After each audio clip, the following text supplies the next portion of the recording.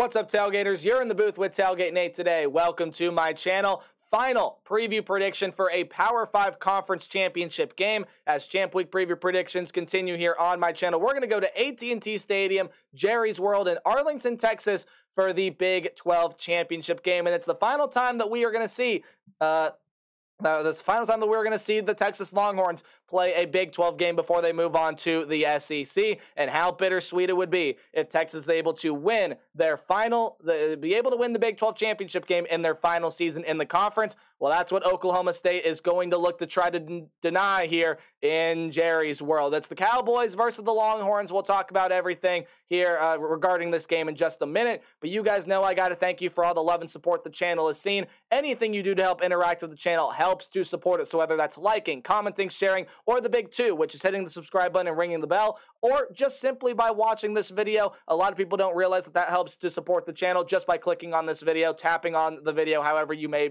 be watching. You guys are helping to support what I do here on YouTube, so thank you so much.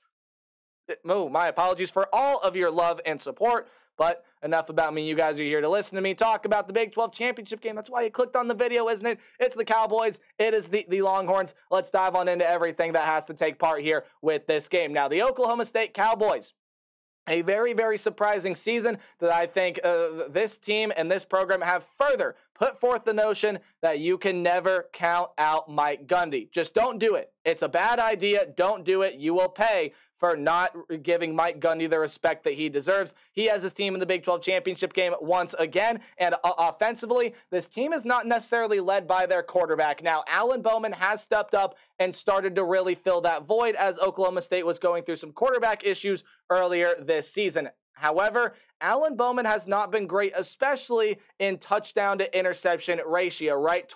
2,808 yards and 59% completion percentage is not bad, but then you start to consider his stat line with touchdowns and picks. 10 touchdowns to 11 interceptions on the season. Just two very contradicting numbers here. The 10 touchdowns is also not great, or I say the 10 touchdowns is not great. The 11 interceptions is also not great. Now, this is an offensive line that does a very good job at protecting their quarterback. Only 12 sacks allowed on the year. They're one of the best offensive lines in the country. They're only allowing, again, as the stat line shows, 1 sack per game. But with those 11 picks comes turnover problems, right? Not necessarily on the ground, though.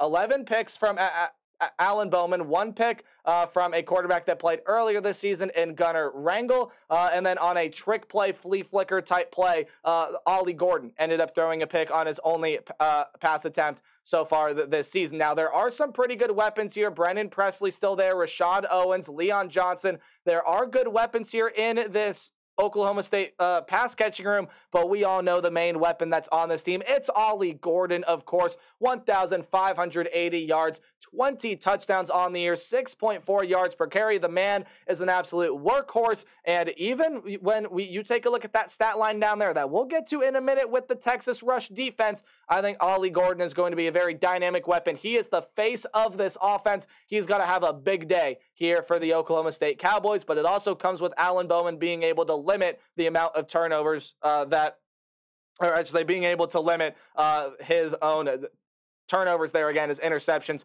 have been the main problem for this Cowboy offense all season long. Now, defensively, this is not really a great defense, at least when you take a look at the left-hand column. 27 points per game, 423 yards per game, 172 of those on the ground, and you take a look at the Texas offense that is gaining almost 188 yards per game on the ground alone. That's going to be really, really tricky to handle. Their pass defense is also not necessarily great. There's just not a whole lot of great things about this Oklahoma State defense. But they do have a couple things that I really, really like.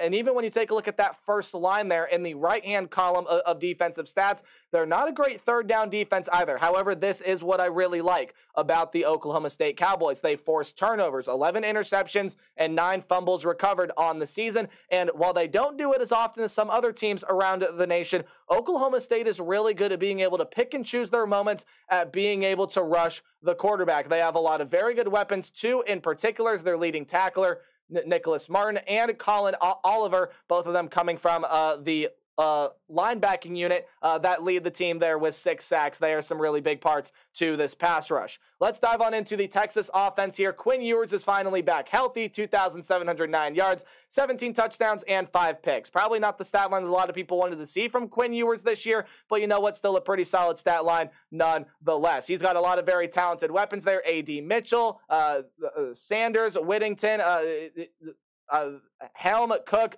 There are some very phenomenal weapons back here. Now, you did not hear me mention one Xavier Worthy. He has been battling a little bit of an injury, against TCU, kind of resurfaced there against Texas Tech. Now, I do fully expect Xavier Worthy, and I think the Longhorns do as well, to be able to play in this game, but how big of an impact can he have? I think that's going to be a huge thing to watch for when you are keeping an eye here on this game. How healthy is Xavier Worthy? Is he running at 100%? How effective can he be?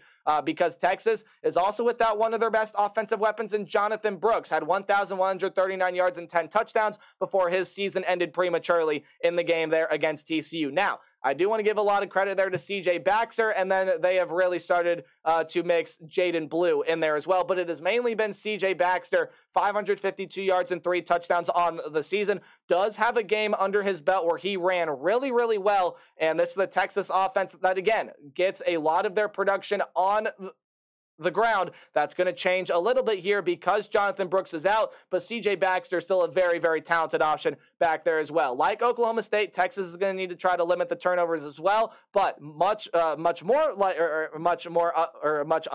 the Oklahoma State Cowboys. Couldn't find the words I wanted to say.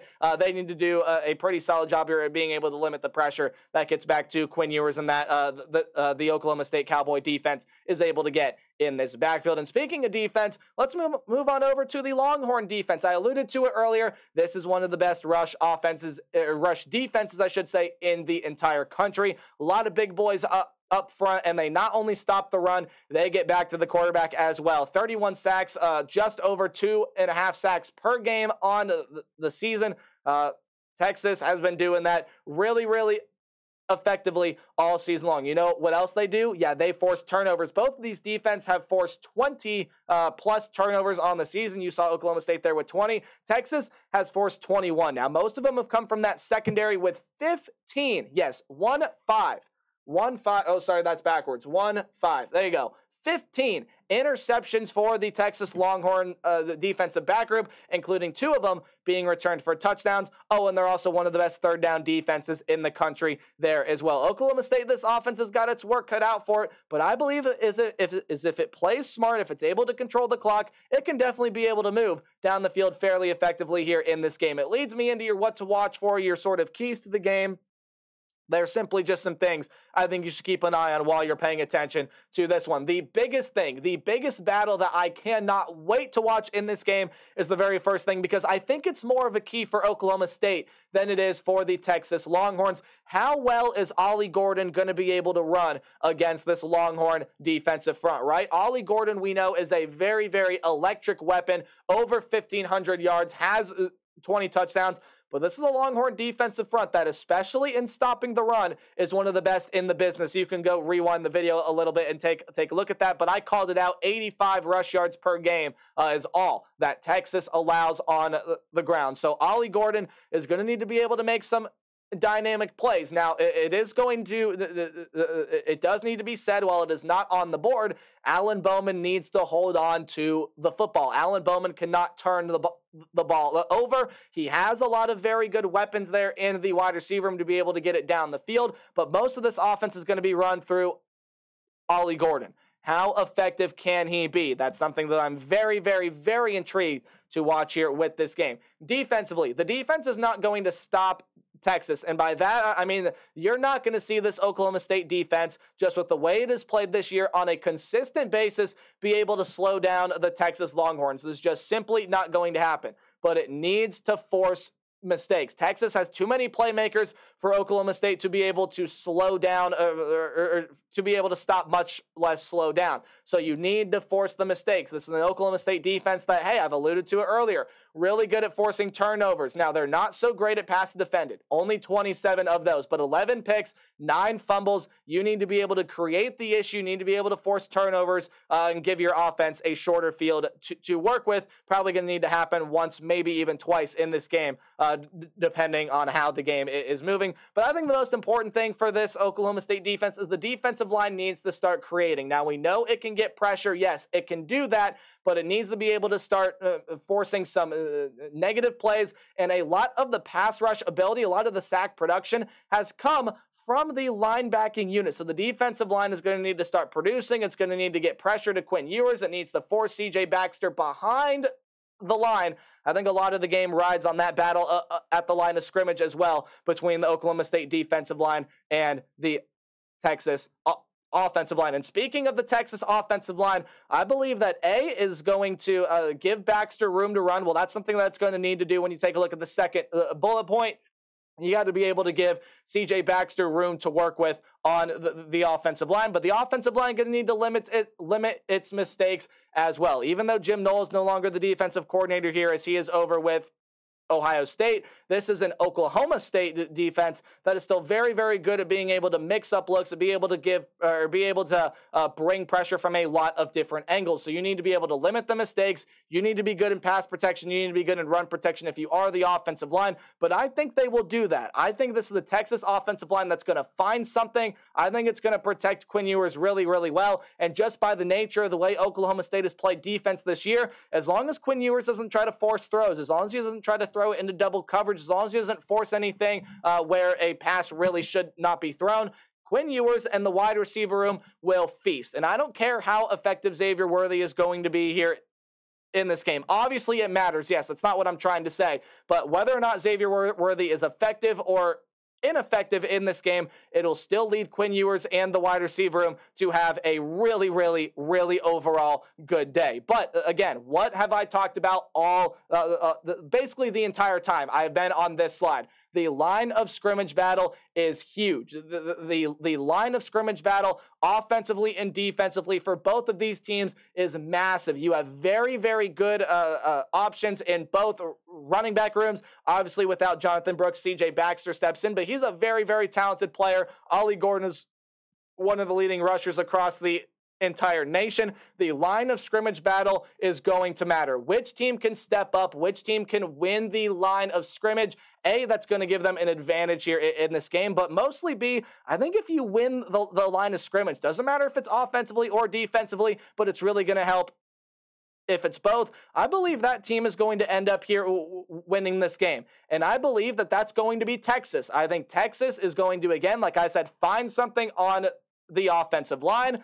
I think Texas is going to be able to give Quinn Ewers time, be able to open holes for C.J. Baxter. Oklahoma State's going to get pressure here and there, sure. And maybe they bring Quinn Ewers down once or twice, but I do think Texas wins the line of scrimmage offensively. I also think they win it defensively. I think they are a little bit better at being able to mix up their blitz packages, create some different looks. Oklahoma State hasn't really seen a defensive line that is super capable of doing that throughout a full 60 minutes. Texas can. And on top of all of that, even if Oklahoma State still wins the line of scrimmage battle, in which I do think it is going to be very close, Texas has the more effective weapons. Texas has the better wide receiver room. They may not have the better running back, but they have the better quarterback in Quinn Ewers. I trust him to hold on to the football more, and the Texas Longhorns will basically just pull a big bye-bye. It'll be a very bittersweet end to the Big 12 reign for the Texas Longhorns. I believe they will win what will be their final game, besides their bowl game, of course, but their final game in conference as a member of the Big 12, and they will walk away with a Big 12 championship and be able to make their case on why they should be in the college football playoff. But that's going to do it for this video. Let me know how you see this game playing out in the comment section below. And hey, remember, play hard but tailgate harder. I'll see all you guys in the next video. Goodbye.